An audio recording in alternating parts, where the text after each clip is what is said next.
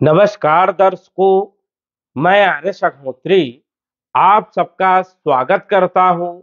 दर्शकों, आज हम बात करेंगे शनि के अलविदा होने से मीन राशि पर क्या प्रभाव होगा। जी हां, मीन राशि पर शनि की साढ़े साती का पहला चरण चल रहा था, जो कि 29 मार्च 2025 को पहला चरण समाप्त होगा। पहले चरण से शनि अलविदा होंगे, दूसरे चरण में प्रवेश करेंगे। 29 मार्च 2025 से लेकर 23 फरवरी 2028 तक का समय मीन राशि वालों के लिए कैसा रहने वाला है। इस बीच कौन कौन सी घटनाएं घटित होंगी, क्या लाभ होगा, क्या सावधानी रखना है, क्या उपाय करना है, इस वीडियो के माध्यम से विस्तार से जानेंगे। शनि 30 वर्ष के बाद मीन राशि में प्रवेश कर रहे हैं। शनि जब मीन राशि में प्रवेश करते हैं तो अद्भुत परिणाम देने का काम करते हैं। आने वाला जो समय है लगभग 2.5 से 3 वर्ष का मीन राशि वालों के लिए कैसा रहने वाला है, आइए विस्तार से जानेंगे और सटीक जानकारी बताने का प्रयास करेंगे। उससे पहले यह समझिए कि यह फलादेश चंद्र राशि पर आधारित है, नाम राशि के आधार पर भी जान सकते हैं। तो आइए जानते हैं। ये जो आप कुंडली देख रहे हैं, मीन राशि वालों की एक कुंडली है और शनि की जो स्थिति आपकी कुंडली में लगन भाव में रहने वाली है। अब ये जो स्थिति है 29 मार्च 2025 से बनेगी। अभी तक शनि आपके 12वें भाव में कुंभ राशि में गोचर कर रहे थे, और जब भी राशि से 12वें भाव में शनि का गोचर होता है तब शनि की साढ़े साती का पहला चरण प्रारंभ होता है। जब शनि आपकी राशि में गोचर करते हैं तब शनि की साढ़े साती का दूसरा चरण प्रारंभ होता है। जब शनि आपकी राशि से निकल करके अगली राशि पर प्रवेश करते हैं तब शनि की साढ़े साती का अंतिम चरण, तीसरा चरण जो है प्रारंभ होता है। शनि की साढ़े साती के 3 चरण होते हैं और प्रत्येक चरण 2.5 वर्ष का होता है। तीनों चरण को मिलाकर के 7.5 वर्ष के समय को साढ़े साती कहते हैं।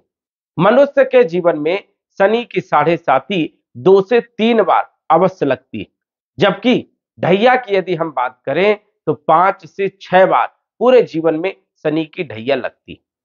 अब ये शनि की साढ़े साती हमें क्या बताती है? शनि की साढ़े साती हमें जीवन जीने का ढंग सिखाती है। जीवन में संघर्ष और संघर्ष से क्या फल प्राप्त होते हैं, शनि की साढ़े साती से ही आप जान सकते हैं। शनि एक न्याय करता है। शनि कर्मों के अनुसार से फल देने का काम करते हैं। जिस प्रकार आपके कर्म होंगे उसी प्रकार शनि फल देने का काम करते हैं। लेकिन शनि प्रारब्ध के साथ साथ पिछले जन्मों के फलों को भी जोड़ करके फल देने का काम करते हैं।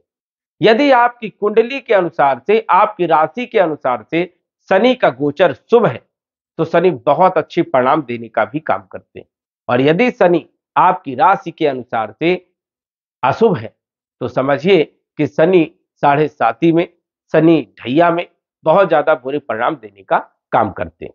लेकिन हम मीन राशि वालों के बारे में जानेंगे कि आने वाले 2.5 से 3 वर्ष कैसे रहेंगे और शनि आपको किन किन क्षेत्रों पर क्या क्या प्रभाव देने का काम करेंगे। अभी तक जो शनि 12वें भाव में गोचर कर रहे थे, 12वां भाव जो होता है ये होता है व्यय का, नुकसान का, हानि का, खर्चों का, हॉस्पिटल का, साथ ही साथ विदेश की यात्राओं का। जितने भी खर्च और नुकसान होते हैं हम 12वें भाव से ही देखते हैं। 12वां भाव अशुभ भाव माना जाता है और यहां पर शनि का गोचर अच्छा नहीं माना जाता है। शनि का एक रोल होता है कि शनि जिस स्थान में बैठते हैं उस स्थान के फलों में वृद्धि कर देते हैं। यदि शुभ भाव है तो शुभ वृद्धि करेंगे, और यदि अशुभ भाव है तो अशुभ फलों में वृद्धि करने का काम करते हैं। 12वें भाव में शनि लगभग 2.5 वर्ष से गोचर कर रहे थे, जो कि अशुभ परिणाम देने का काम कर रहे थे। जिन लोगों की कुंडली में शनि की स्थिति अच्छी थी उन लोगों को कम अशुभ परिणाम मिले हैं, लेकिन फिर भी शनि की साढ़े साती में परेशानियां जरूर उत्पन्न होती है। समय पर कोई काम नहीं बनता है, डिले बहुत होता है, मानसिक प्रताड़ित करने का काम करते हैं, मानसिक स्थिति खराब होती है, टेंशन बना रहता है। साथ ही साथ शनि की जहां जहां पर दृष्टि पड़ती है वहां वहां से अशुभ परिणाम भी देखने को मिलते हैं। जैसे यदि हम बात करें, शनि की साढ़े साती 2023 जनवरी में प्रारंभ हुई थी। 2023 से लेकर के 2025 29 मार्च तक शनि आपके 12वें भाव में ही रहेंगे। 29 मार्च को शनि आपकी राशि मीन राशि में आ जाएंगे। 12वें भाव में शनि व्यय, नुकसान, खर्चे और कई प्रकार की परेशानियां उत्पन्न करने का काम करते हैं। शनि आपकी राशि के अनुसार से लाभ भाव के मालिक है और व्यय भाव के मालिक है, और व्यय भाव में ही गोचर कर रहे हैं, जो कि 29 मार्च को आपकी राशि मीन राशि में आ जाएंगे। वैसे तो देखा जाए तो जब भी लाभेश, लाभ भाव का मालिक लगन भाव में गोचर करता है तो इसे इच्छा पूर्ति राजयोग कहते हैं, क्योंकि लगन भाव में लाभ का मालिक गोचर करे तो कई सारे धन के स्रोत भी पैदा होते हैं, आर्थिक स्थिति मजबूत होती है, इच्छाएं पूर्ति होती है। तो ये भी एक लागू हो रहा है कि शनि आपके लिए राजयोग कारक है, राजयोग का फल देने का भी काम करेंगे। लेकिन ये मत भूलिए कि शनि बिना संघर्ष किए कोई फल नहीं देते। शनि एक मंद ग्रह है, बहुत ही धीमी गति से कार्य करते हैं और तत्काल क्षण फल जो है शनि नहीं देते। शनि विलंब के कारक माने जाते हैं, डिले करते हैं, और शनि खरा सोना भी बनाने का काम करते हैं। शनि की महादशा हो या साढ़े साती हो, शनि का विशेष प्रभाव देखने को मिलता है। और यदि हम नवग्रहों की बात करें तो नवग्रह में शनि का प्रभाव हमारे जीवन में सबसे ज्यादा देखने को मिलता है, क्योंकि शनि साढ़े साती में आते हैं, शनि ढैया में भी आते हैं, और शनि की महादशा बड़ी लंबी होती है, 19 वर्ष की होती है। इस कारण से सबसे ज्यादा शनि का ही प्रभाव देखने को मिलता है। यदि हम पहले चरण की बात करें तो पहला चरण सबसे ज्यादा कष्टकारी होता है, क्योंकि शनि 12वें भाव में सबसे ज्यादा व्यय, नुकसान और खर्चे, हॉस्पिटल के चक्कर लगना, धीरे धीरे बैंक बैलेंस कम हो जाना, नौकरी चली जाना, व्यापार ठप हो जाना, मानसिक प्रताड़ित होना, और जहां जहां पर शनि की दृष्टि पड़ती है वहां से भी अशुभ परिणाम देखने को मिलते हैं।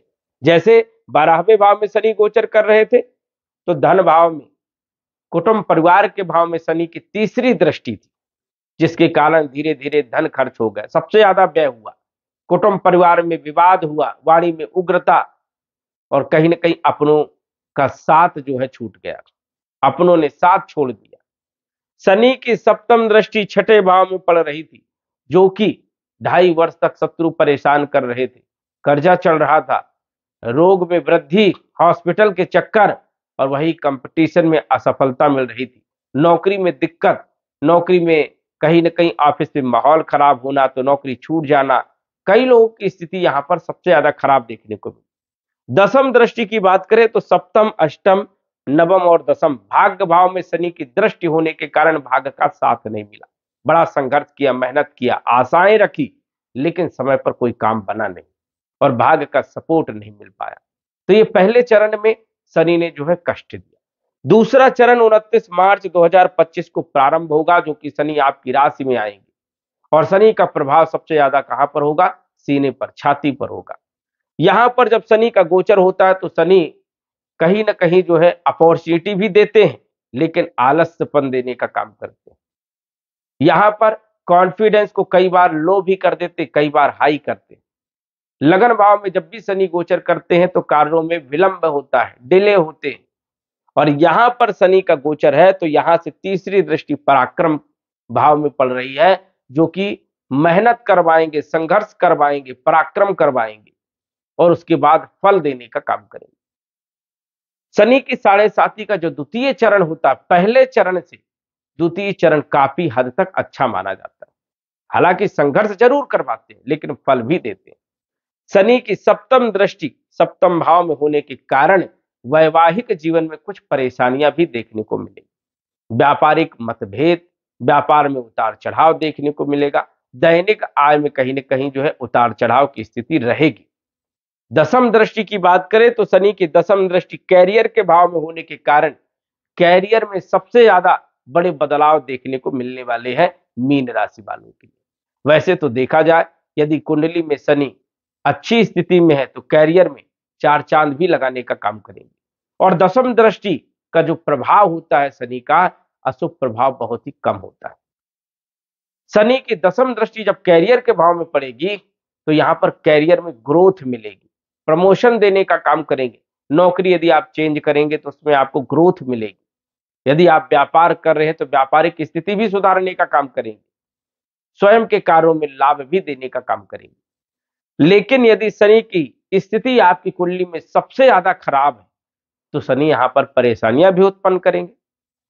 कई लोगों की इस टाइम पर नौकरी भी जा सकती है, कई लोगों के व्यापार में दिक्कत आएगी, स्वयं के कार्यों में परेशानियां उत्पन्न होगी, पैसा फंस जाएगा और नौकरी छूट भी जाएगी, लगने में बड़ी परेशानियां होगी। तो ये स्थिति भी देखने को मिल सकती है यदि आपकी कुंडली में शनि मारक है, अशुभ परिणाम दे रहे हैं, अशुभ स्थिति में बैठे और महादशा राहु की है, केतु की है, शनि की है, तो अशुभ परिणाम भी देखने को मिल सकते हैं।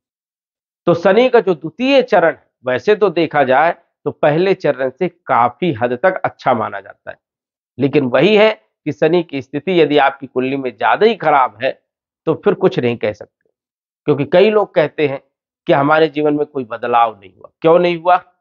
क्योंकि आपकी कुंडली में शनि की स्थिति अच्छी नहीं, पिछले जन्म के जो कर्म है वो आपके अच्छे नहीं थे, इस कारण से आपकी कुंडली में शनि की स्थिति बढ़िया नहीं। इसलिए अब अच्छे कर्म करिए, भला करने का काम करिए, समाज सेवा करने का काम करिए, किसी की हिंसा मत करिए, किसी को तड़पाइए मत, परेशान मत करिए, किसी का धन मत छीनिए, अच्छे कार्य करिए। कर्म दो प्रकार के होते, अच्छे और बुरे। अच्छे कर्म करोगे स्वाभाविक है कि फल अच्छे ही मिलेंगे, देरी जरूर है लेकिन अंधेर नहीं। बुरे कर्मों का फल देखा जाए तो जल्दी मिल जाता है, लेकिन अच्छे कर्मों का फल थोड़ा डिले होता है। अब बुरे कर्म के फल में बात यह है कि आप यदि बुरे कर्म कर रहे हैं तो फिर भी जो है आपको उतने बुरे परिणाम देखने को नहीं मिलेंगे, क्योंकि शनि प्रारब्ध के अनुसार से भी फल देने का काम करते हैं। कर्म तो जुड़े हुए हैं, प्रारब्ध भी जुड़ा हुआ है। इस कारण से शनि एक मंद ग्रह भी है, धीरे धीरे फल देने का काम करते हैं और कभी भी तत्काल फल नहीं देते, विलंब के साथ ही फल मिलते हैं। आलस्य आपको नहीं करना है द्वितीय चरण में। यदि आपने आलस्य किया तो द्वितीय चरण आपका फलदायी नहीं होगा, परेशानियां उत्पन्न करने का काम करेंगे। क्योंकि द्वितीय चरण में शनि आलस्य देते, काम करने का मन नहीं होता है, ऑफिस में माहौल खराब हो सकता है। यहां पर कंप्रोमाइज करके आपको चलना है, क्योंकि शनि की स्थिति आपके लिए ज्यादा खराब नहीं है, क्योंकि लाभ भाव के मालिक है और लगन भाव में गोचर कर रहे हैं। यदि आप संघर्ष करते हैं, मेहनत करते हैं तो बहुत ऊंचाइयों तक भी आप पहुंच सकते हैं।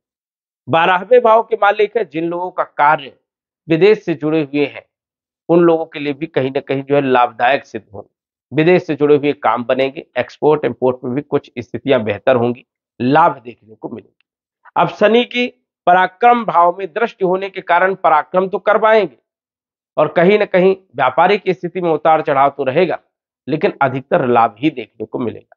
कैरियर के भाव में दृष्टि होने के कारण कैरियर में असमंजस वाली स्थिति भी रहेगी, बार बार नौकरी चेंज करने का मूड होगा, ऑफिस में माहौल खराब रह सकता है, दबाव और प्रेशर रह सकता है, लेकिन फिर भी आपको कंप्रोमाइज करके जो है नौकरी करना है, अपना कैरियर बनाना है। कुछ उपाय भी आपको करना है। यदि आप शनि के कुछ उपाय करते हैं, शनि को बेहतर करने का प्रयास करते हैं, काफी हद तक शनि अच्छे परिणाम देने का काम करेंगे। उपाय में क्या करना है? दशरथ कृत शनि स्तोत्र का पाठ शाम के समय प्रतिदिन करना है, या फिर सुबह जल्दी उठे, सूर्य देव को जल चढ़ाएं, उसके बाद काली तिल मिश्रित जल पीपल के पेड़ में प्रतिदिन चढ़ाना है, 7 परिक्रमा करना है और प्रार्थना करना है। ये उपाय अवश्य करें जब तक आपकी शनि की 7.5 चल रही।